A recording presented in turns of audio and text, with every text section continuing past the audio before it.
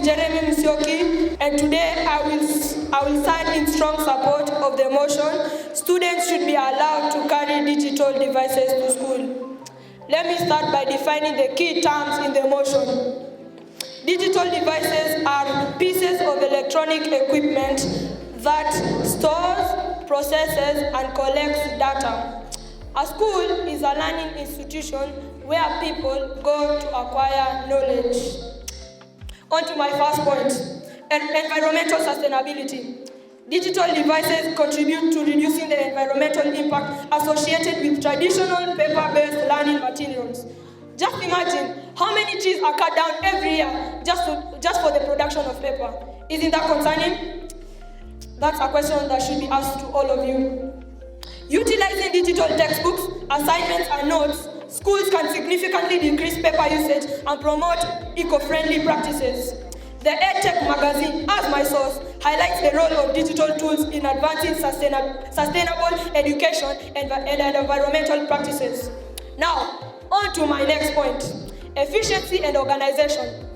Digital devices enable students to organize their schedules, assignments, and notes more easily and efficiently, all while in school. Platforms such as digital calendars, Google Sheets, and Google Tasks provide better productivity. A study researched by the Journal of Education Technology found this information true in the year 2017 and 2021. Finally, my third and last point, fostering creativity and innovation. Digital devices foster creativity and innovation among students by providing tools for multimedia projects, coding, and collaborative innovation projects. Through digital platforms like Scratch, Python, MS Paint, and many others, which I know you all know, students can engage in interactive simulations, create digital art, all while in school thanks to the aid of the digital devices they carry to school.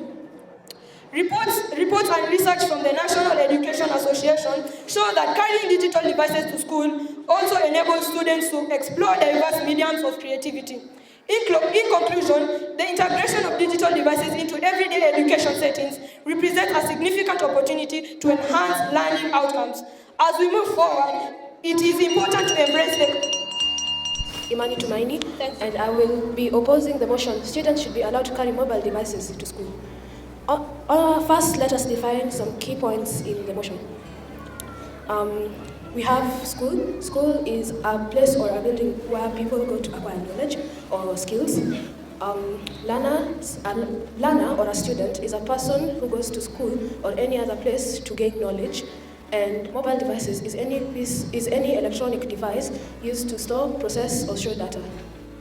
On to my first point, distraction. From the buzz of constant notifications to unexpected calls, cell phones are the main cause of distraction during a lesson. The whole idea behind a cell phone's design is to alert a person. These alerts not only distract the user, but everyone else in the lesson too. According to a study by Common Sense Media, 59% of phone users say they feel distracted when they try doing schoolwork, and 33% say they often lose focus in class because of their phones. Those alerts may be very distracting even though they are silent notifications, and they might also want to check their phones for any notifications. My second point, inequality. Not all students have the same phone, or rather, not all the phones are the same. Those who have worse phones are at a disadvantage because those with better phones have the latest search apps, applications, or programs, and those with older and more outdated phones may not have those applications, so they are rather at a disadvantage. Those with worse phones may also have a low self-esteem because those with better phones may be laughing at them and telling them you have better phones than you. My third and final point, security. Schools may have concerns about the security of personal devices. Paying for stolen or lost devices may prove challenging, especially if the piece of equipment is expensive. The enforcing rules around them also does not help because if you lose your phone or if it gets stolen, you'll obviously want compensation. And some schools may have a challenge paying for that.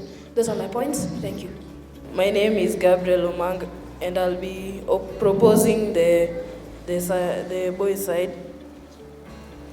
My first point is teachers' responsible digital citizenship.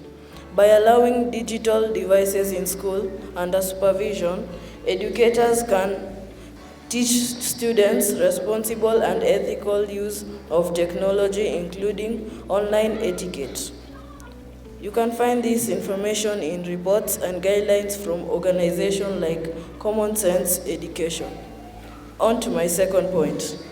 Supports inclusive education. Digital devices can be used to assist students with disabilities by providing accessibility features such as screen readers, text-to-speech, and customizable interfaces. My third and last point is facilitates real-time feedback and assessments. Digital devices allow immediate feedback on assignments and quizzes. Through online grading platforms and assessment tools, this enables teachers to provide timely interventions to support the students, fostering continuous improvement. Thank you. Thank you. My name is Alisa, and I'm here to oppose the motion that states students should be allowed to carry mobile devices to school. First, imagine a world where students are scrolling through their phones or texting their friends during class. This causes lack of discipline. Enforcing rules around phones, mobile devices, can be challenging for teachers, leading to disruptions in the learning environment. Secondly, a student has to fight the urge to pick up the phone and scroll through TikTok or play Roblox. This is what we call addiction, constant need for stimulation. Cell phones provide instant gravitation. This is especially true for social medias like Snapchat. Students can get sucked into scrolling through their feeds during class. My third point and last point is imagine a world where students can take out their phones during exam and cheat in the test. Access to internet answers. According to a study by New York Times, students who use their phones for academic purposes are likely to cheat. Thank you. My name is Denning Charles, and I'm here to propose the motion on why learners should carry digital devices to school.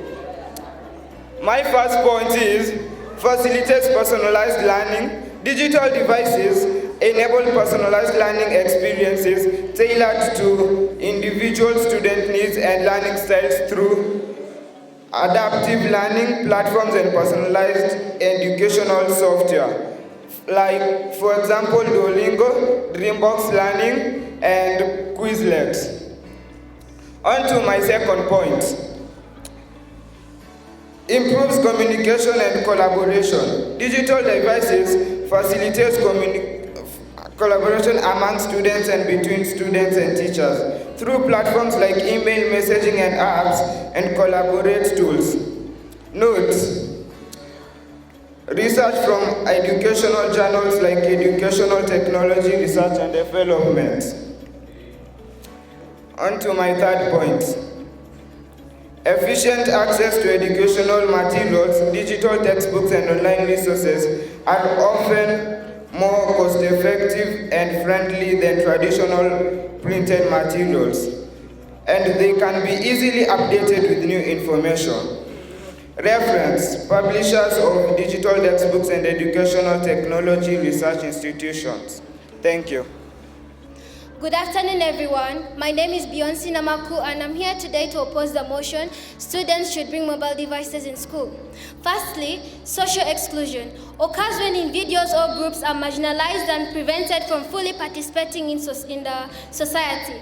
Imagine a student without a smartphone watching others engage in group chats and online activities. This student might feel left out and disconnected from social circles, impacting their sense of belonging and self-esteem. Because most students and not all students come from the same background, which means that not all kids will access the required device as the school requires. Over time, this can lead to feelings of isolation, exclusion from important peer interactions. Secondly, physical health issues. Imagine maintaining students' physical health is crucial for overall development and academic success. However, excessive use of mobile devices can pose significant health challenges, such like posture problems. Constant device use can lead to improper posture and back or neck pain. Eye strain can also be a cause because it can cause discomfort in the eyes, hence affecting the student's academic progress. Thirdly, to my last point and my conclusion, it depends on one's mindset. A crucial aspect of managing mobile device use in schools is developing the right mindset in a student. A mindset is needed for a student because I'm not saying that mobile devices are bad to use in school. All it needs is the right mindset of the device. Not all students are going to have that mindset to use their device for academic studies, just like the proposing group. So, for example, take a student who constantly checks their smartphones for social media. This habit can diminish their focus. Like when you guys are scrolling through TikTok, like after the 5 videos that you're from watching, do you still remember the first video that you watched? Hence, this can affect one's brain and memorizing span because of over-scrolling, which can affect and impact the brain's accessibility to memorizing stuff. Now, I have a question for you viewers. If you are having your phone right now, would you still be focused on whatever is going on here? Wouldn't you still be scrolling on your phone and checking your chats? Obviously not. You would be more focused on your devices than concentrating on whatever's happening in school. I rest my case. Thank you. Yes, I'll make remarks on what I've seen with every participant. First, give them a very heavy applause for the job well done. I'll begin with Abby, the opposer. Abby, you have a very good voice. Your variation is very good. However, what I've realized with a number of the participants, there is a problem when you're handling the mic. I'm not a mic handler, but if I handle the mic here, you can hear the difference.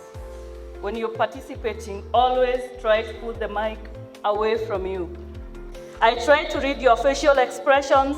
A number of the participants, I could not because you read most of the time. But that, I hope next time, I'll get a better job. Thank you very much. I'll pass the mic over to my fellow judge who will give you the results and tell you his observation. Teacher Charity has exhausted almost all the points that I wanted to talk about, but I also want to talk about evidence when you're backing up your points. Maxwell, I found your points lacking sufficient evidence. Right? Which means you are directly reading from a script, but you are not able to give real life examples. So the next time, this goes to everyone, including our opposers and proposers, please try to find sufficient evidence, especially real life examples. I found a lot of participants with good language command. That was a plus. And I'd also like to discourage repetition of points. So once a point has been put forward, you don't really need to emphasize on it. So the results are as follows. Now, the boys were the proposers, and they have a total of 78%. Can you clap for them?